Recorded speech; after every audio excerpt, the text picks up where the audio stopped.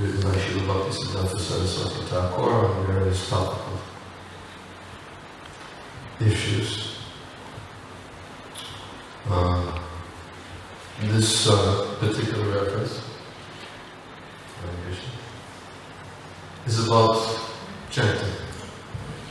I've been reading quite frequently from this book. I thought it would be appropriate to read from this topic. This is the Temple of the Holy Name. So, it could be of some benefit to read about the importance of chanting. And specifically, here in this reference, it speaks about quality of one's chanting. And quality is certainly something that's important. Prabhupada, in that verse, Chandmashvaya Shuddha Shuddhiya Manamadapamam, in quotes from the prayers of Queen Kunti, where Queen Kunti prays that, my Lordship, you could be approached only by those who are materially exhausted, and those who are in the path of material progress, trying to improve themselves by great opulence, high education, respectable parentage, and bodily beauty, cannot approach you with sincere feeling. And in the commentary to that verse, Prabhupada explains the quality of one's prayer and chanting is essential in approaching the Lord. Depends on the quality of the chanting. And he says that if a person cannot chant with sincere feeling, then that also has an impact on the result that one gets in chanting. So this reference speaks about the quality of one's chanting and puts things into perspective as to why we chant. Because the actual questions that's being answered is how should we chant the Lord's holy names. So I'm going to read it, and as I said, speak a little bit. I also have to first apologize. This is my first class in the English-speaking world. So, it takes me a little time to get used to. I really speak a little Russian. I don't speak fluent. I don't lecture in Russian, but I lecture in segments. Whenever I speak, I always speak, and then my translator translates. And I've got so used to speaking in segments that sometimes when I have to speak continuously, it's a little adjustment. It takes me a few days, but we'll see how it goes.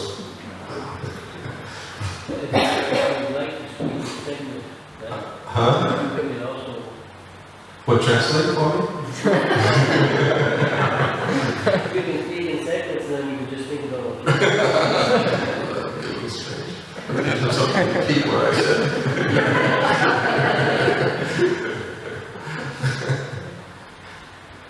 Anyways, I've done it before. So the question is, how should we chant the Lord's holy name? The answer is that pure devotees do not chant the Lord's names to counteract sinful reactions, accumulate piety, attain heavenly pleasures, to mitigate famine, devastating epidemics, social unrest, disease, civil strife, or to obtain wealth or an earthly kingdom. Since the Lord is the Supreme Personality of Godhead, to ask Him to fulfill our wishes is to treat Him as our servant. This is an offense.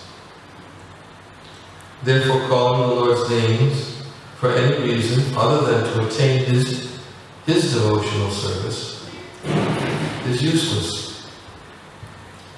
Jesus Christ told us not to take the Lord's name in vain. However, this does not mean that we do not need to always chant the Lord's names. while sleeping, awake, eating, or enjoying happiness. To chant the Lord's name, begging for His service, is not a useless activity, it is our only duty. But to make a show of chanting for some other purpose, in other words, to fulfill our own desires, is useless. We should not take to the chanting of the Lord's names uselessly. We should not chant to attain religiosity, economic development, sense gratification, or liberation. Instead, we should always chant to attain the Lord's service. End quote.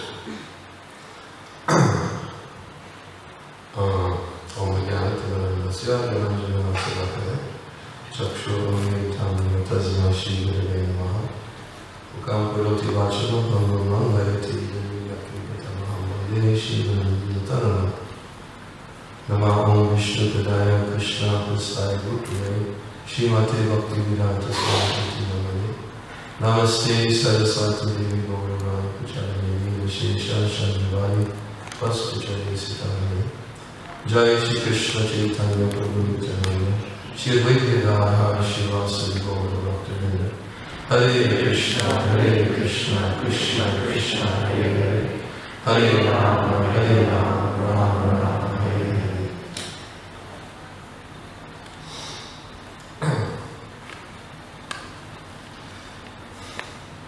A lot of things we can talk about here.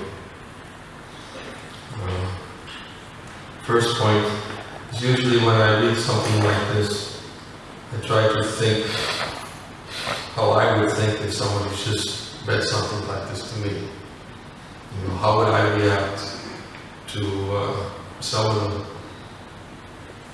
potentially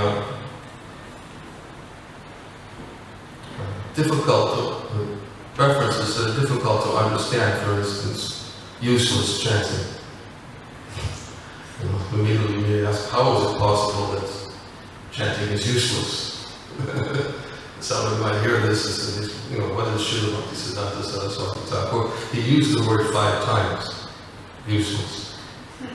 So obviously he uses that word. I can see if he said it once and then the rest of it, maybe it was something he didn't mean. But or we can try to adjust things, you know, to look at the positive side and say, well, but 5 times he made it clear, useless. So what does that mean? Useless chanting.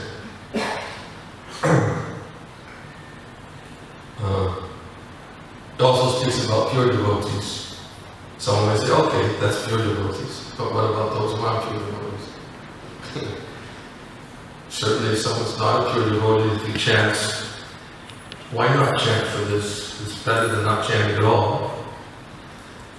These are some things that immediately come to people's mind about hearing something like this. There's a verse, it's in the 3rd canto of the Bhagavatam. Anyone who's, it's 3rd canto, I think it's spoken by Devahuti. Anyone whose work does not elevate him to religious life, anyone whose religious ritualistic performances does not lead to renunciation, and anyone who's situated in renunciation that doesn't lead to devotional service is a dead body, all breathing.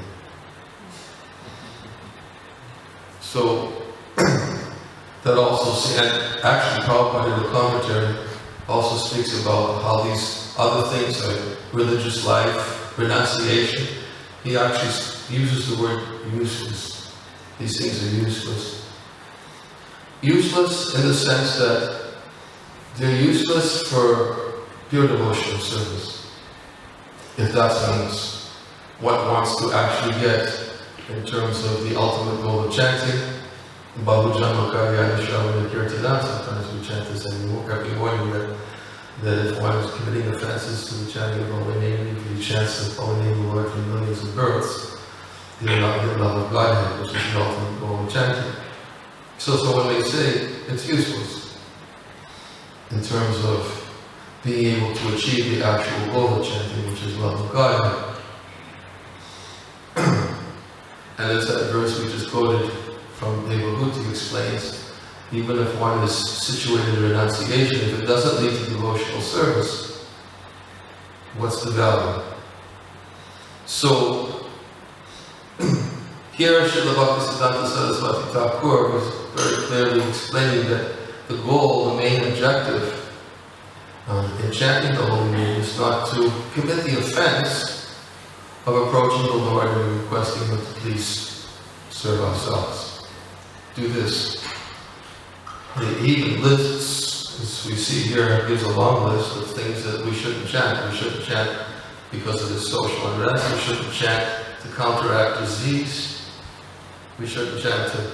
It's because it's actually says it's offense to approach the Lord and request the Lord, please serve me. Whereas he very clearly states that the actual goal and purpose of chanting, as Srila Prabhupada taught us,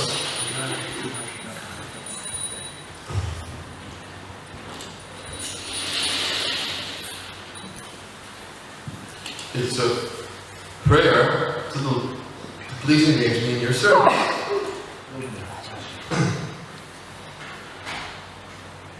And the services itself, of course, is best rendered when it's Anya Vilasata Soyam Gyanika Manyanavatam Anukuyina Krishnana Shivna Bhakti Uttama. That service which is rendered free from the influence of karma, free from the influence of jnana, and when it's rendered with the intention to please Krishna, a favorable consciousness, with the intention to please Krishna. And that's service which is most pleasing to Krishna, when it's rendered for the purpose of satisfying the object of one's service, with the intention to please. So, in fact, I was just speaking to Jai Gosundam, and we were having a discussion about talking about faith, and we use the example that Srila Bhaktivinoda Thakur uses about when Shraddha or faith takes birth in a living entity. And he gives the example when Shraddha takes its birth in the heart of a living entity, it's like the birth of a newborn baby girl. And he says that when a newborn baby girl takes birth, then the parents are always very attentive to protect the young baby from dangerous elements, such as severe heat and cold, hunger, thirst, dangerous creatures. He uses these 5 different examples of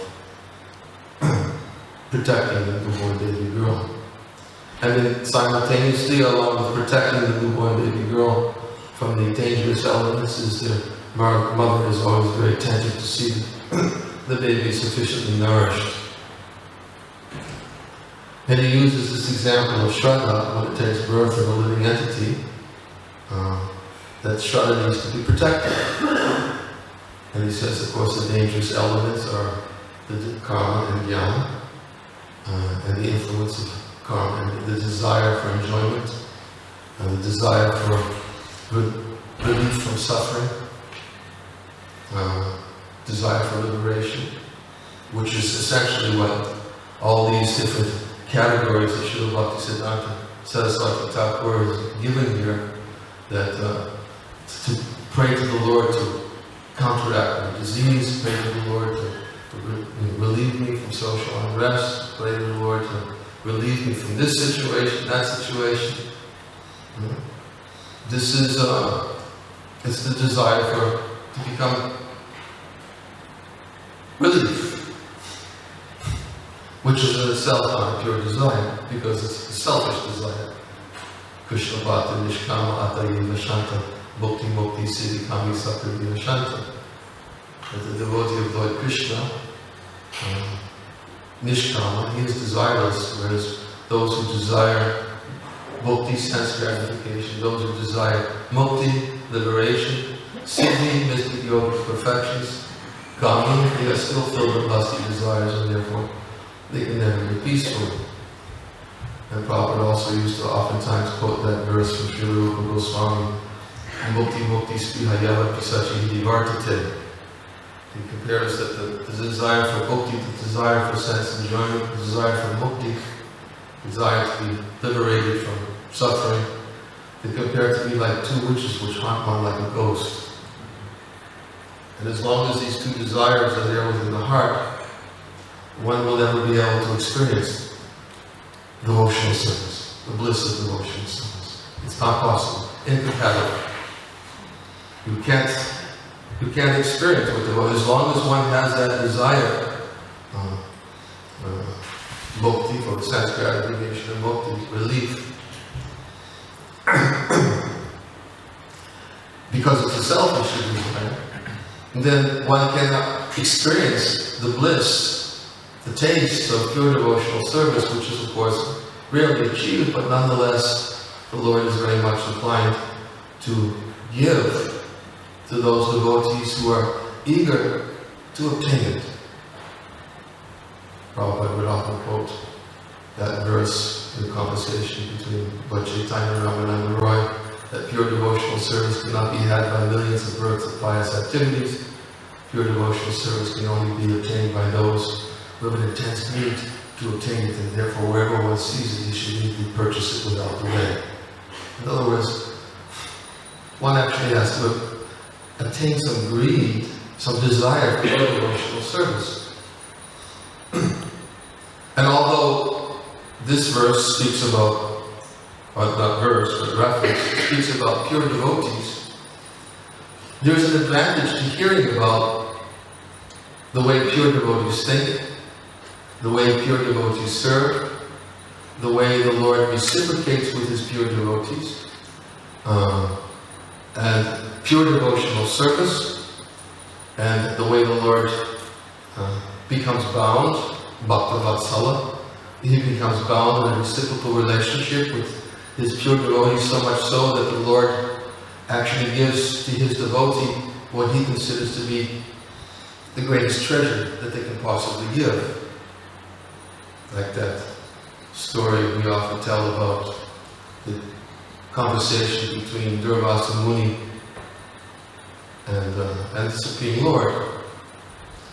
When Durvasa Muni approached Lord Vishnu, and after going to Lord Brahma and approaching Lord Shiva, and Durvasa Muni, after having committed offense to Maharaj Ambarish, and Supreme Lord invoked his Sudarshan Chakra and began chasing after Durvasa Muni to punish him for the offense that he committed. And when he approached Brahma and Lord Shiva, he explained why they weren't able to help him. And then when he approached Lord Vishnu, he thought, oh, finally, I've got to the place where I can get relief. I've got to the person who's instigated this in the first place. Who invoked the Sudarshan Chakra, so I'm coming before him, and I'm begging him, saying, can you please look at me, I'm suffering, can you please give me shelter?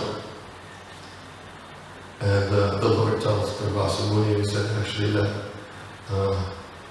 I'm not independent from my devotees. I cannot, it's nothing I can do to help you. And he says, what to speak of my devotees, even those the devotees of my devotees are very dear to me. And he says that the devotee is always in my heart, and I'm always in the heart of my devotee. The devotee doesn't think of anyone but me, and I don't think of anyone but him. And then Vishwanath Chakravarti Thakur, in his commentary to these verses, he gives a very nice explanation about the discussion that's taking place between Durvasa Muni and the Lord. And Durvasa Muni is trying to understand, why is it, that I come to you, you're the last stop. I'm coming to you, certainly. If you're the last, who else can I go? Who else can give me shelter? If I come to you and you're the Supreme Lord. So, if I'm coming to get shelter from you, and can't you think of my situation and have a heart? And the Lord explains to Durvasa Muni, and he says very clearly, he said that in this verse, he explains that the devotee is always in my heart, and I'm always in the heart of the devotee, and I don't think of anyone but my devotee doesn't think of anyone but me. And Vishwanath Chakravarti Thakur expands on this dialogue by explaining that he says that my devotee doesn't want anything from me. He doesn't ask for anything. All he asks is the opportunity to serve. And that's what's very binding for the Lord. The Lord feels like so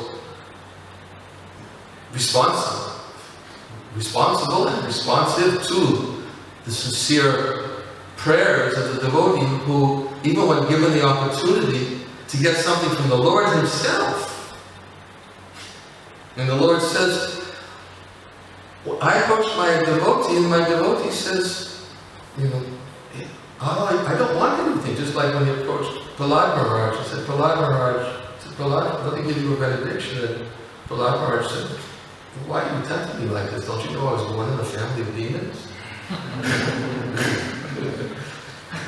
I don't want anything from you. Just you be my Lord and let me be your master. You be my Lord and let me be your servant, birth after birth. That's all I ask. I'm not going to ask for anything else. That's the devotee. Somebody who chants with that desire for service, that even when he gets the opportunity to get the darshan of the Lord, he prays the Lord, please let me serve you. So the Lord feels very inclined, and he explains to Durvasa, and he says that I want to give something. Naturally, I want to give something to my devotee. But every time I try to offer him something, he says I don't want it. So I try to offer him, like he did with Kolavechishira. He said, I can make you a king. Kolavechishira wasn't interested. Kolavechishira was living in a hut with holes in the roof, and water was leaking in, and that broken iron pot in front of his hut, and his cloth was torn in 10 places. And he made no extra effort whatsoever, and when he was calling out the names of the Lord, he wasn't asking the Lord to please, take care of, I'm suffering, please give me a better situation in this. No, he was only interested in glorifying the Lord.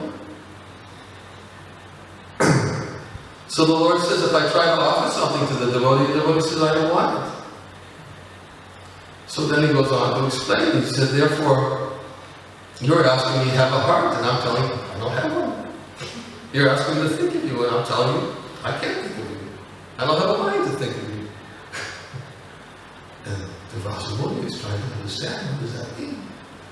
And he said, because the devotee is so dear to me that he takes me into his heart, and he serves me so nicely within his heart.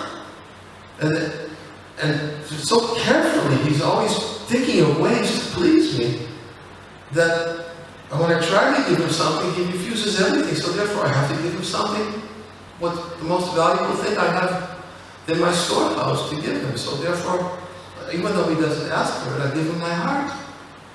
You're asking me to have a heart, and I'm telling you, I don't have it. You're going to go to him. Bhakta Nugraha. You have to go to the Bhakta. You have to go to the door. He has my heart. He has my mind also. Because he always thinks of me, and I'm always thinking of him. And you're telling me to think of you. I'm telling you I can't think of you. You have to go to him. He'll think of you. He has my heart and my mind. That's my devotee. So Krishna pulls out the most valuable treasure from his storehouse and gives it to those who want nothing but service. And the Lord becomes so pleased with their desire to simply serve, and because they're always eager to hear about those who serve selflessly.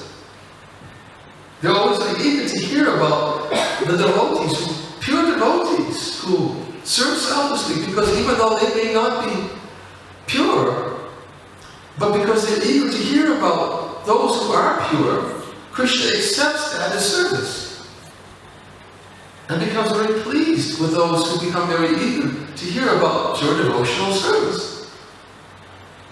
And therefore, when a devotee makes a decision, yes, pure devotional service, this is the most auspicious. Nothing else, not karma, not jnana, not relief from suffering, not,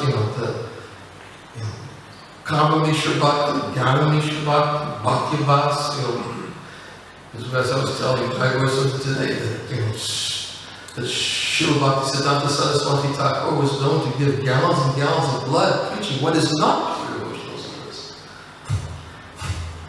Because, why? Because bhukti, mukti, spriha, yapat, visachi, vidhi, vartate. As long as these desires for bhukti, for sense gratification, desires for mukti, as they're in the heart, and if we cultivate those, one will never experience.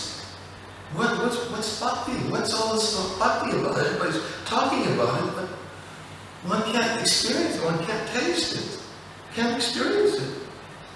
But even the desire to have it, as we quoted, the desire to have it, is one cultivates the desire to have it. Prabhupada says right in the Upadesha Amrita in the beginning, that devotional service is a cultivation of desire. Cultivation of desire. Like the verse of Bhagavad Gita, Atachitam samadhasa nashakno samadhistiro abhyakti yogamotito namichapam Niranjana. Krishna tells Arjuna, he says, if you can't think of me all the time, then follow the regular principles of Bhakti Yoga. In this way, develop the desire to attain me. Cultivation of desire. So, bhakti means the cultivation of desire. And how does one cultivate the desire for pure devotional service? Cultivates the desire for pure devotional service by hearing the glories of pure devotional service. And hearing the glories of the Lord's reciprocation with those of His pure devotees. And hearing the examples of how the pure devotees serve the Lord. And when a devotee becomes greedy to hear more and more about pure devotional service, Krishna, who is within the heart of that devotee, who's not interested in hearing about karma and jnana, who minimizes his discussions and topics about anything that was not related to pure devotional service, he becomes very pleased. And he acts within the heart. Shrimpata Swapata Krishna Punya Shravana Kirtana. Sri Krishna, who's the super soul in the heart of every living being, he cleanses the desires of material enjoyment within the heart of that person who develops the urge to hear these messages, which are themselves virtuous and properly heard and chanted. So, this sort of like explanation helps us at least to understand what is the value about hearing about what pure devotees do, even though we may not be pure devotees. And of course, even pure devotees don't think themselves to be pure devotees. But we should always think, as we've seen and heard and learned from the examples of the Shastra, that a devotee, a real devotee who is a recipient of Krishna's mercy is somebody who thinks he's not qualified for Krishna's mercy. He thinks he doesn't do enough to serve Krishna, and he thinks he has no love for Krishna. That's the characteristic of a devotee. So, if we actually cultivate the desire for pure devotional service by hearing about what pure devotees do, pure devotees, or what pure devotees, this verse says, what pure devotees don't do. Pure devotees don't chant the Lord's names to counteract sinful reactions, or to accumulate piety, or to attain heavenly pleasures, or to mitigate famine, devastating epidemics, or disease, or social unrest, civil strife, or to get wealth, or to go to an they don't chant for these reasons. What do they chant for? Chant for service. Service. If one actually understands the value, great value of service, it's like that verse, who is it? I think it was Narada Muni speaking to Yudhishthira Maharaj, who glorifies Yudhishthira Maharaj. He said, I can see you're very fortunate, because not only is Krishna your guru, your God, head of the family, but I also see that he's your servant in order area. Now that's something. That means he must have given you bhakti. Himself too. He has to give himself too. that's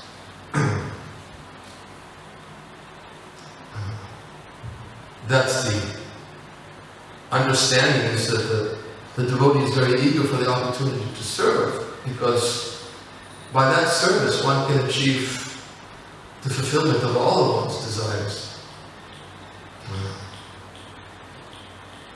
What is that? Chaitanya Charitamrita.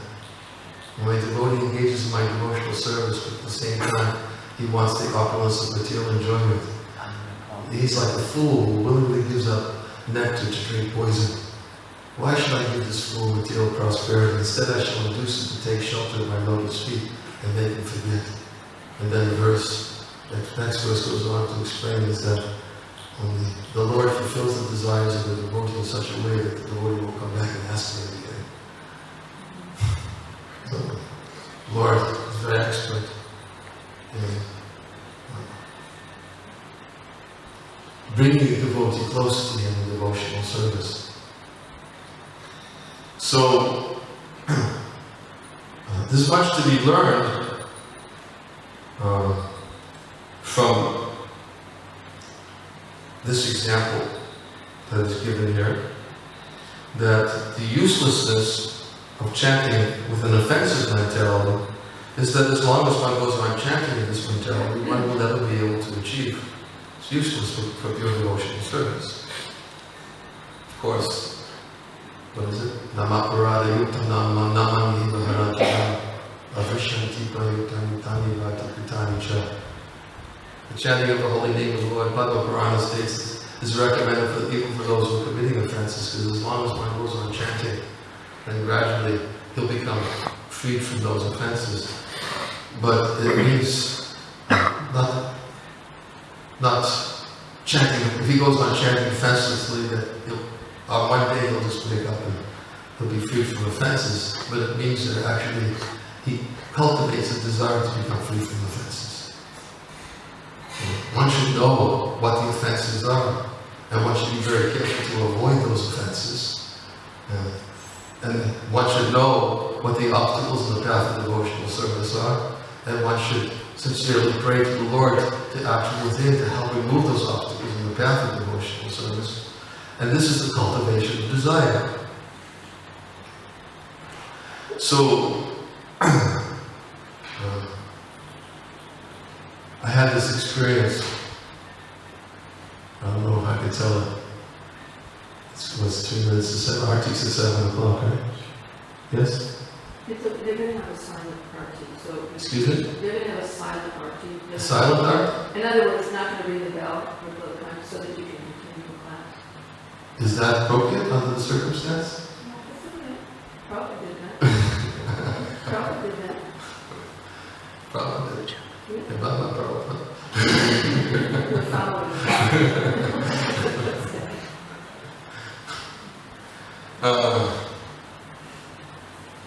yeah. Trying to remember what I was going to say. Oh, yeah. It's a little bit, forgive me, I don't know if this is a digression or not, but I once had this experience.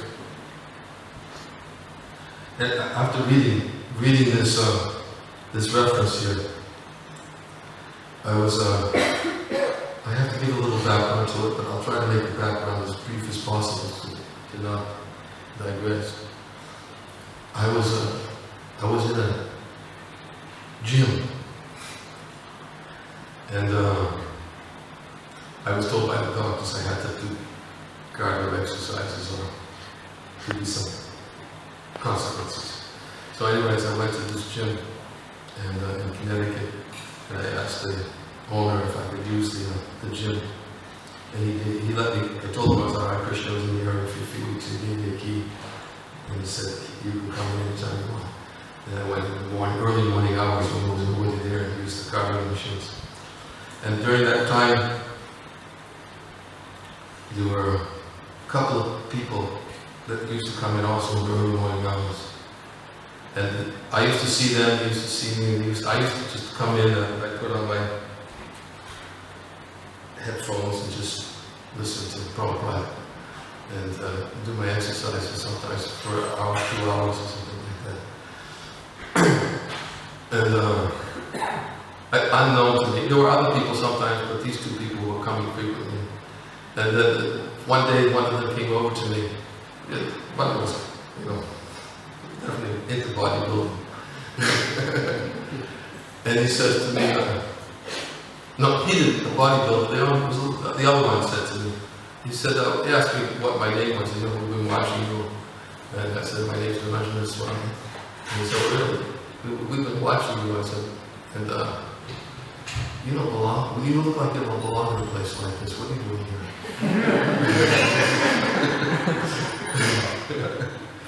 And I didn't know what this was leading to. I said, really? And the guy looked me in the face, he said, you look too peaceful.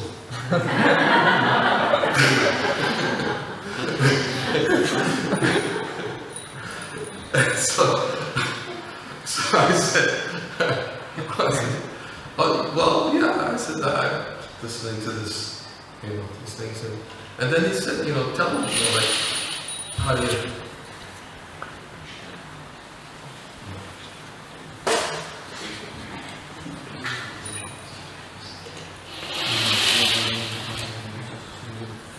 He started asking questions about,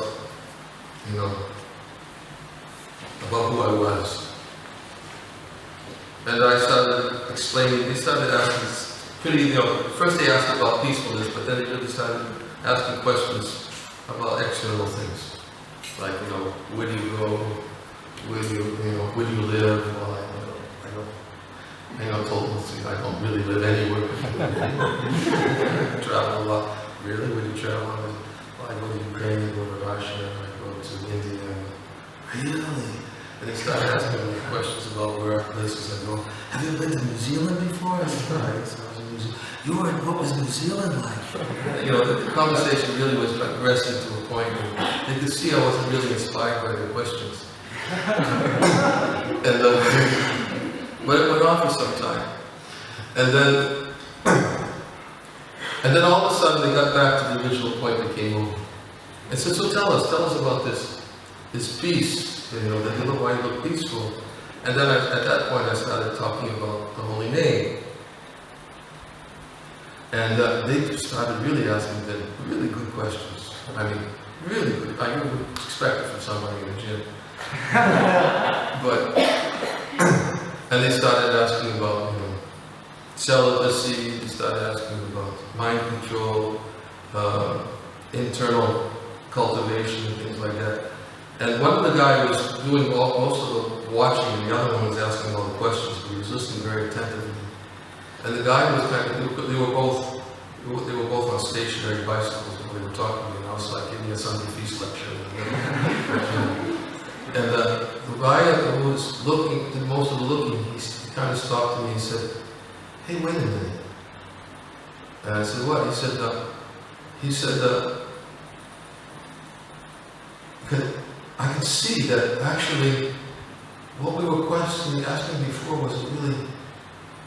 wasn't so important, because it doesn't make any difference where you are, because wherever you go, you're not looking for anything, and wherever you go, it looks like you're more enthusiastic about giving, and therefore, where you are, and with those questions about going all these places was, because he saw how animated I was becoming when we started talking about the holy name, and he noticed how kind of I was when we were talking about all these places. I said, yes, it's very perceptive of you.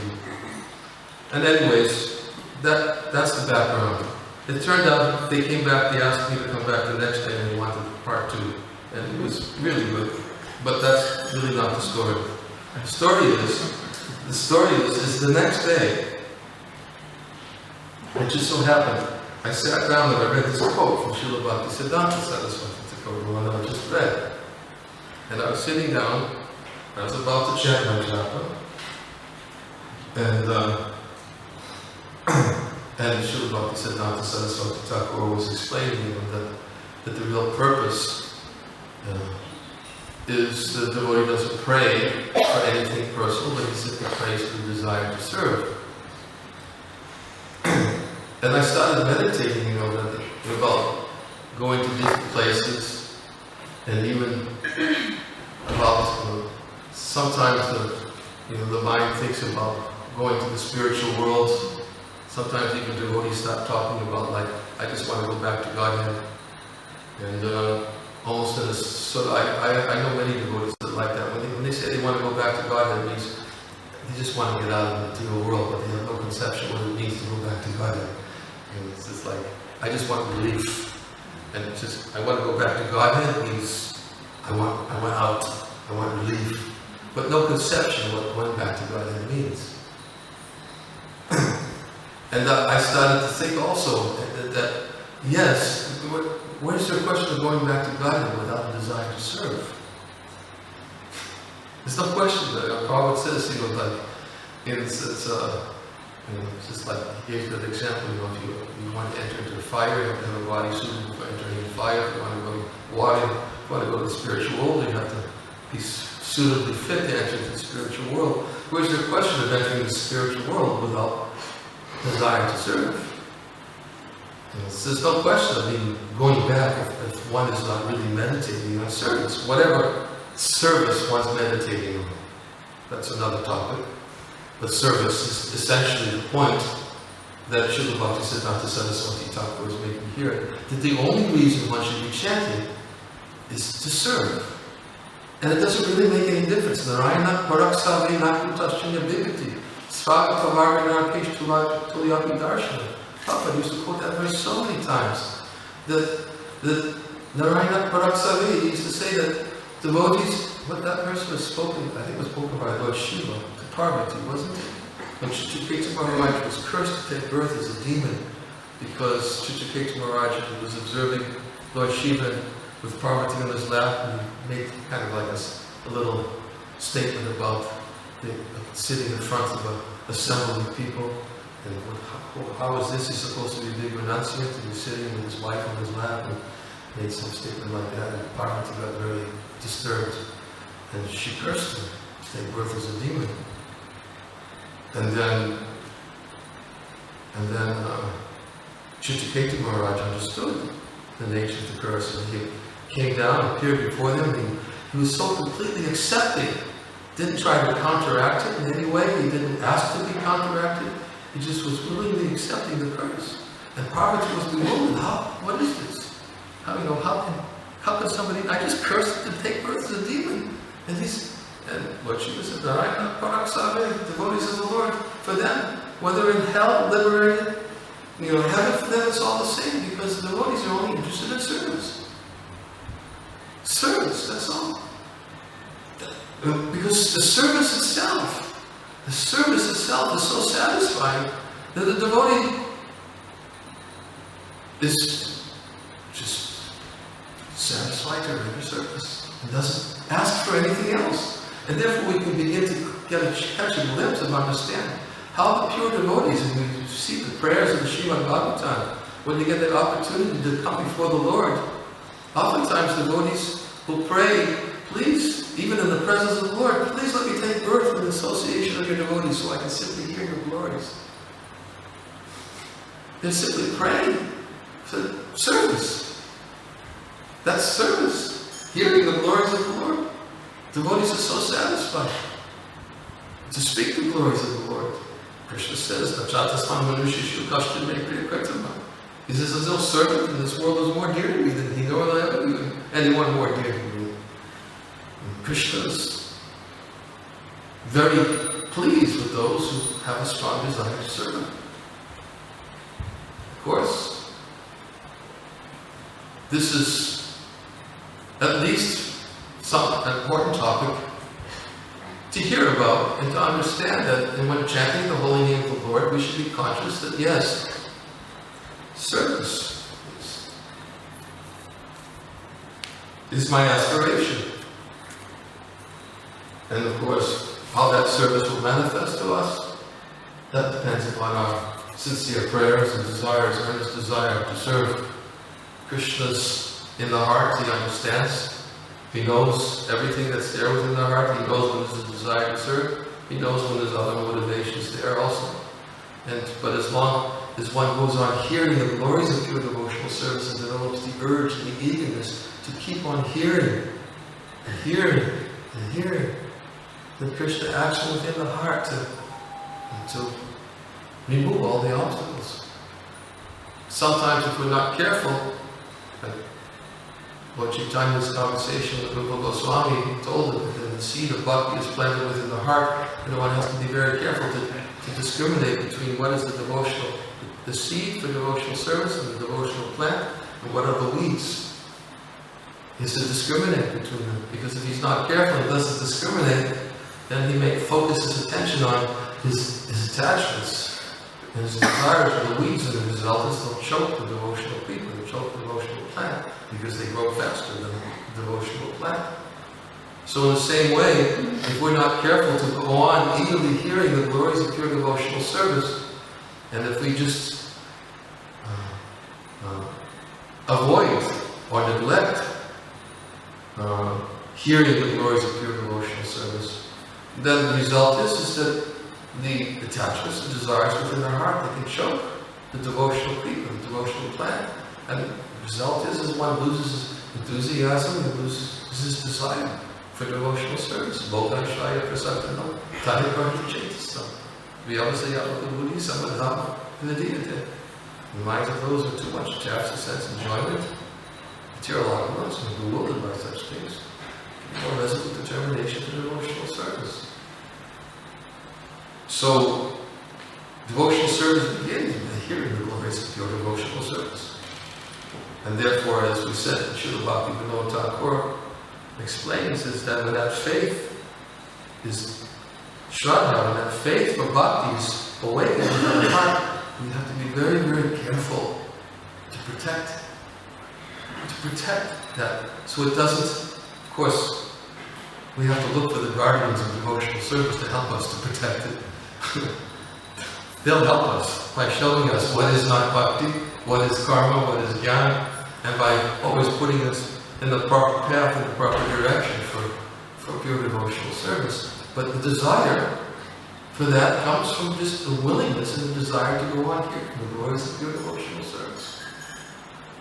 And Krishna, who is absolute within the heart, he'll remove the obstacles and he'll help that devotee to make progress in devotional service. I just, within there, destroy the shining lamp of knowledge, the darkness born of ignorance. He acts within. So, anyways, these are some of the thoughts that come to my mind from reading this. And as I said, for myself, it was also it was when after I had that experience with these people in the gym, and then I sat down and read this verse, and started to chant, I realized that, wait a minute,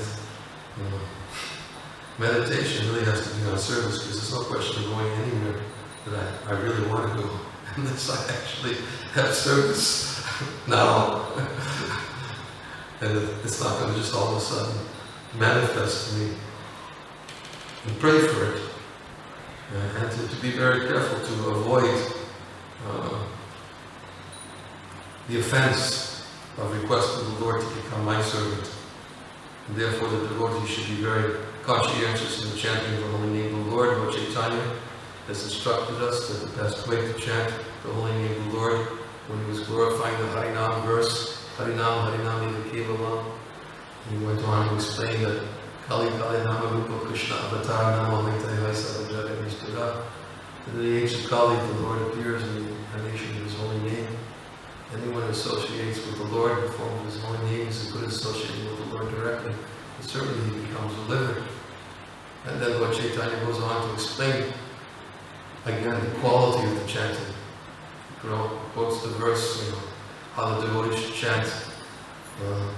Should be more tolerant than the tree. That even if a tree is drying up, he never asks anybody for water. If somebody comes and breaks his branches, he never complains.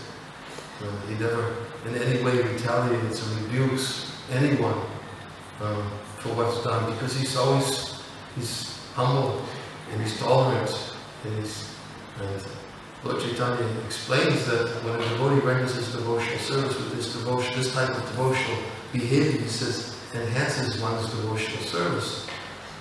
To be very tolerant to never in any way endeavor to rebuke or to retaliate against anything that we ourselves experience that which may appear to be unfavorable.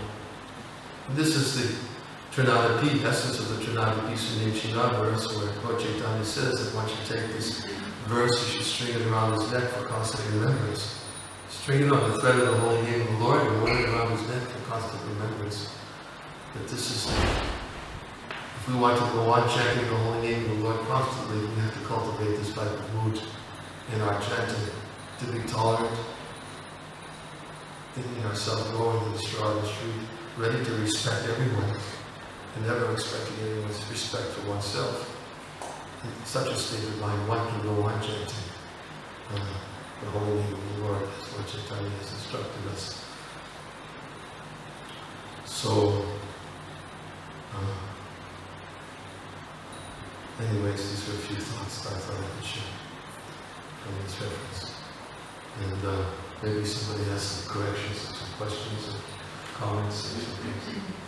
One question that I have, you touched upon in class, was Prabhupada Maharaj's attitude that Speak louder, please. one thing that you touched on in class about Prabhupada Maharaj, when he was asked for benediction, can you hear me? Yeah. When he asked for benediction, then he said, no. But then there's another example that I haven't completely understood this, that's why I'm asking you how I should understand it. When the personified Vedas were asked for Krishna gave them a benediction, they asked to become gopis. And then Krishna said, that's practically impossible, but and then became gopis.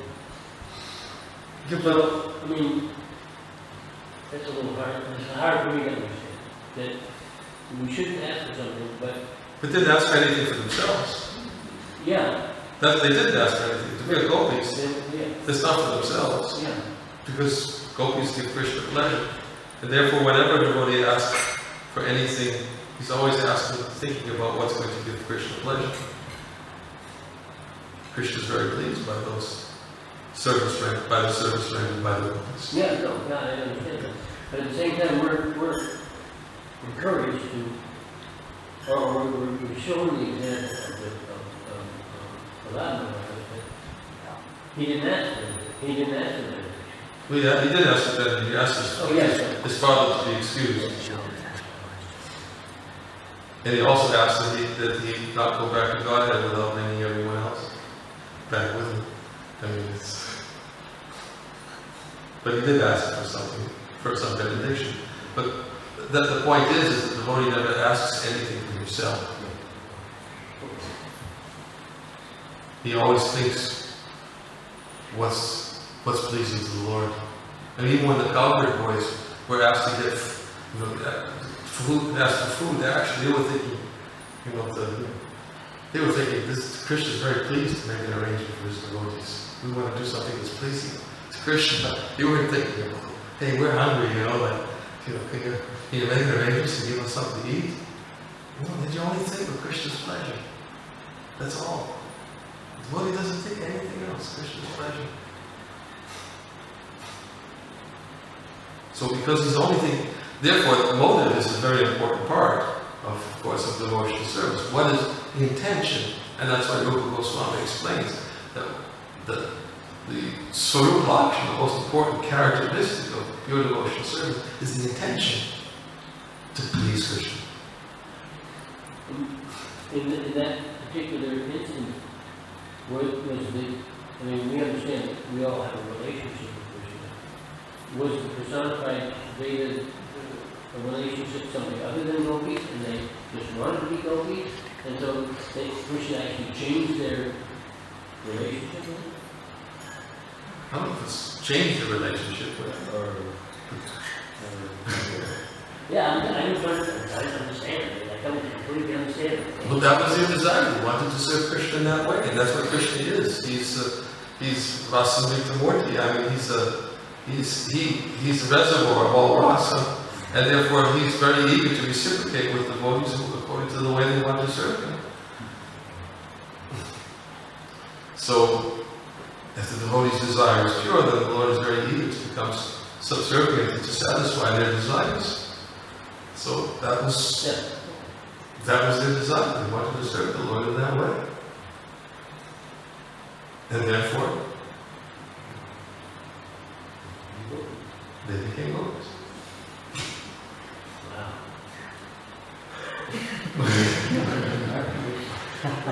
Actually, Krishna Bhagavati talks about how the son of God Vedas, because it was still tinged with some desire.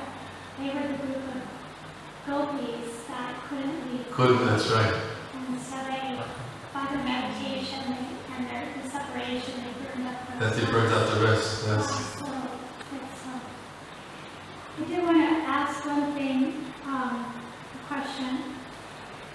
I love your points and realizations, and when we think about, well, it's an offense to approach Krishna for anything other Think than... about what? I'm sorry. You were saying how it's an offense to approach Krishna Offense, yes. for anything other than service. I wasn't. But then we have the example of, say, Dhruva Maharaj, that, had he not had that material desire, he would have never have approached Krishna the way he did, and then we see the beautiful unfolding of that pastime and how, and there's so many examples, even the verse you quoted about Krishna saying that, all my glory is approaching me for something material. Let me give it to him in such a way that he's never going to ask for it again. So it seems that, with that verse, whether we approach Krishna with all material desires,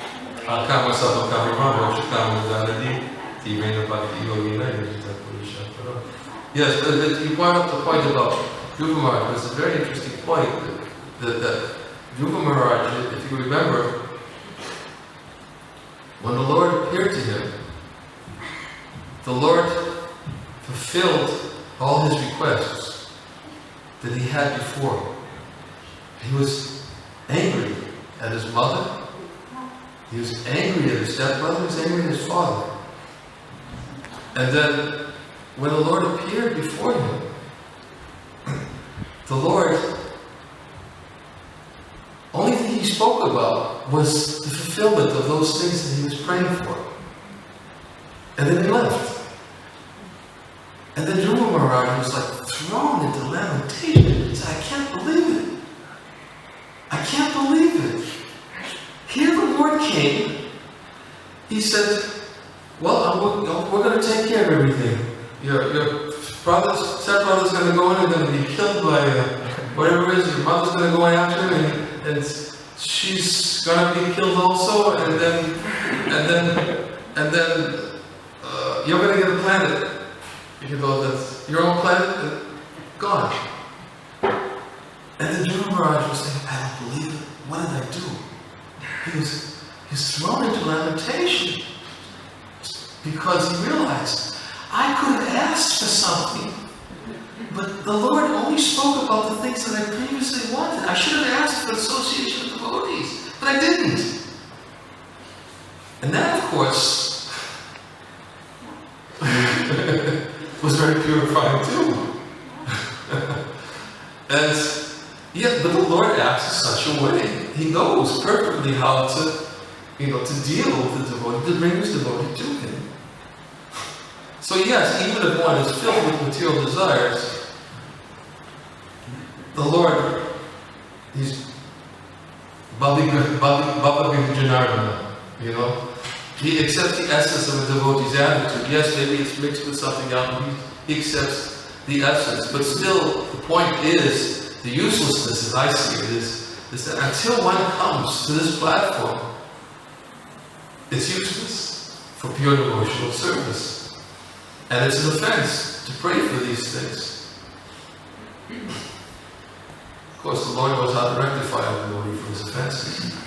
And the Lord, as we said, what is that verse in the Chakrasanam Chadanam Bhujam Hare For sakes his material occupation engage in devotional service of the Lord, he may fall down in immature state. Is there any danger of his being unsuccessful? On the other hand, a non-devotee, even perfectly engaged in his occupational duties, doesn't gain anything. And he says, my dear Vyas, even though a devotee of Lord Krishna may fall down from his position, he certainly doesn't become a fruitive worker again, because anyone who's once tasted the nectar of my lotus feet will never be able to forget that ecstasy again and again. So, of course, what it really comes down to is that if one gets the faith, if one has the adhikar to get the faith in pure devotional service and realize, and if he forsakes because of that faith, and Prabhupada used to, oftentimes, I've heard it so many times, Prabhupada used to always point that out about his disciples, even when speaking to him, he would always emphasize their faith. They've given everything for Krishna. Even though they're pure devotees. He would say, they're pure, because they have faith. They had faith. They had faith in pure devotional service. So Prabhupada said, recognize that that's their pure devotion. They have faith. So if somebody with that faith gives up and engages in Krishna's service, he'll never forget. And Krishna will bring that devotee to him. So yes, even if there is some desire, even if there's some offense, Krishna, he will act in such a way. It's not that we should think that, it's a waste of time, futility, by that hearing that word uselessness. And that's why I picked that out immediately and I brought that to light. Because that's the first thing people think, like, useless? What about all these quotes about, even if one chants the name, with, what's the word I'm looking for? And it's not coming to my mind. But anyways, still there's some benefit. But it's not useless. But as I understand it, it's useless for pure devotional service. Therefore it's useless. Well, also within the Srimad Bhagavatam, you see the story of Narada Muni. He's amazed and he praises you, Maharaj. He praises you.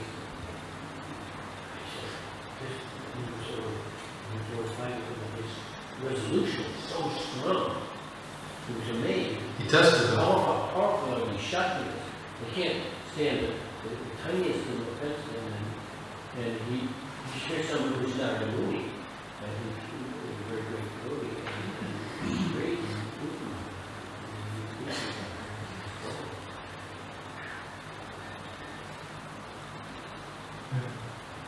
He's in India looking for a piece of broken glass and found the most valuable jewelry.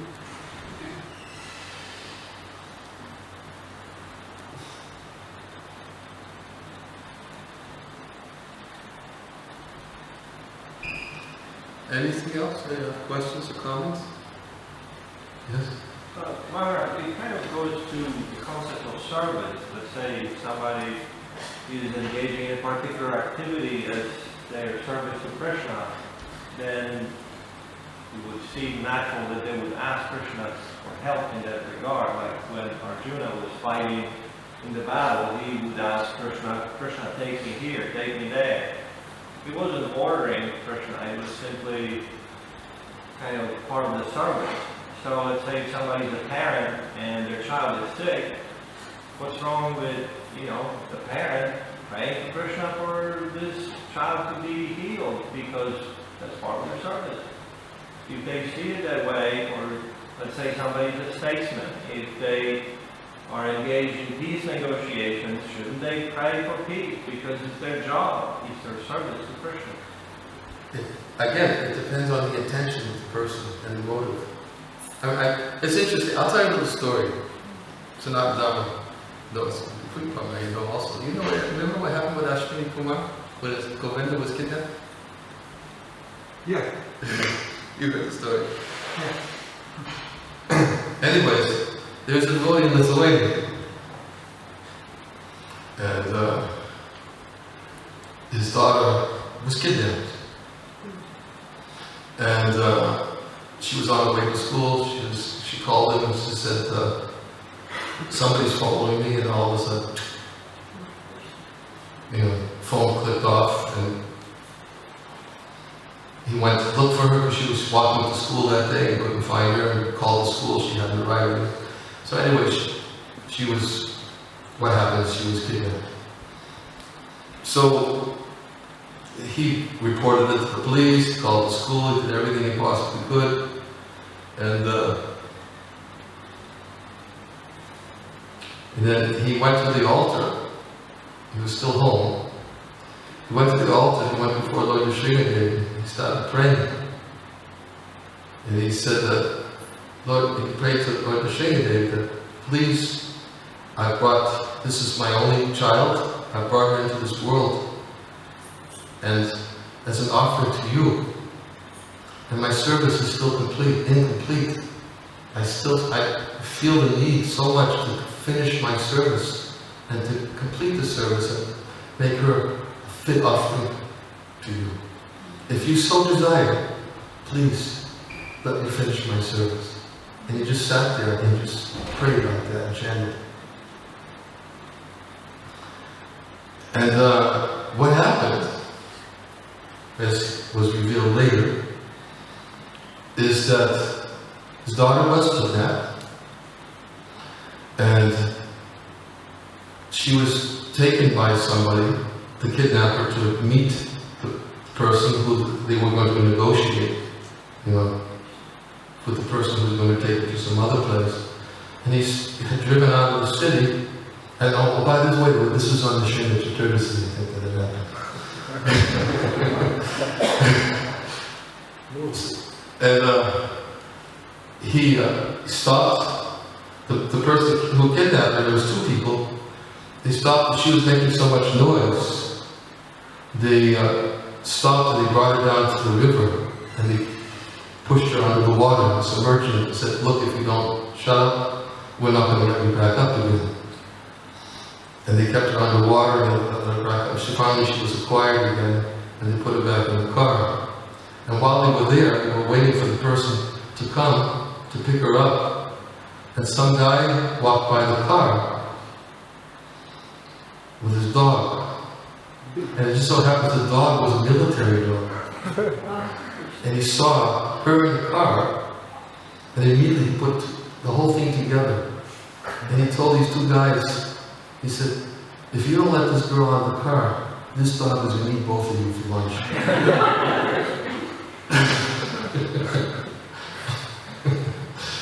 And, Lord Nrsimhadev manifested it before, whatever it may be. And the guy just took her, and very quickly drove her back to Vilnius. So, it's a story, but nonetheless, it's intense. He was definitely sincerely praying. Very sincerely praying. What can I do? I have nothing left. If you so desire, let me finish my service. Then, so, yes, if the motive is proper, then there's nothing wrong to pray to the Lord in that way. But just simply to relieve from the disease, there may be underlying motives also, but we have to be very careful. What's the motive? What are we actually praying for? I don't know if that answers your question.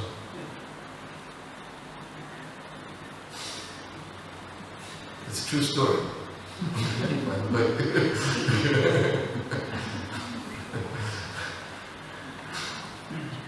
Yes.